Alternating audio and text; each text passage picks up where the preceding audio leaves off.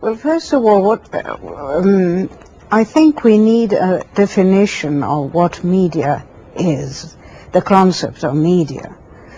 And with the new media, we actually try to define the media in a new way, whereas I don't think that there is so much difference between what we call the old media and the new media. There is a difference of methods and ways of communication, but the principle is there still.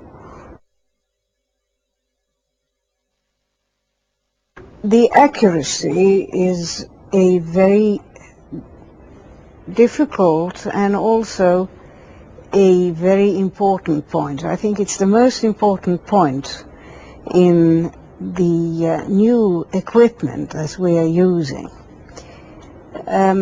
I think that the public should be educated to see the difference between what is accurate information and what is not accurate information.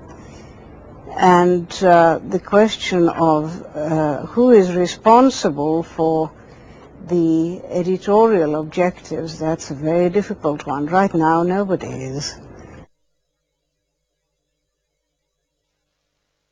There are some gatekeepers, but they're usually only very limited in what they are watching for.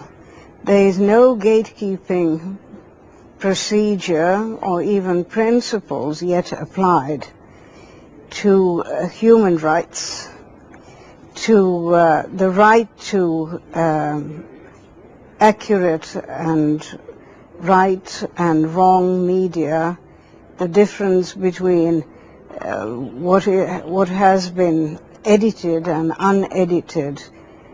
The whole thing is in a state of disarray and very much resembles, if we talk about the internet, a very unstructured archive, a waste paper basket. I wouldn't say that there's a threat for journalism, but there's a threat for objective information. Because unless there's a control of what's going in and what's coming out, it'll lead to what I called anarchy of the information flow. And it very much resembles it already.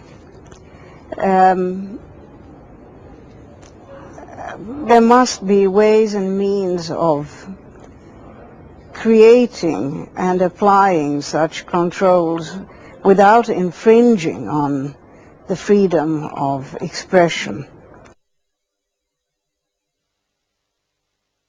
I think there's a great danger with a new instrument, with a new equipment. It can be misused. It can be manipulated easily. Anybody can say anything, and as there is no functioning selective mechanism yet, blogs as such are not media, but they have a media function. First of all, they reach out the same way as the media do, but sometimes they appeal to the individual and sometimes they appeal to a group. But the fact that they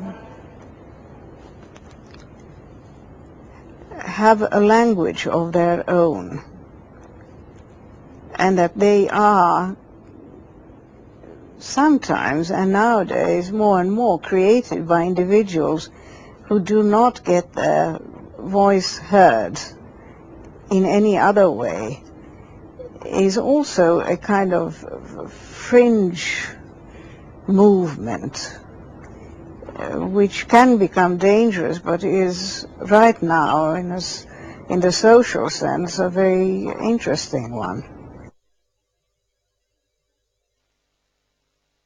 I would like to have a pretty strict code of conduct for the new media, and very soon.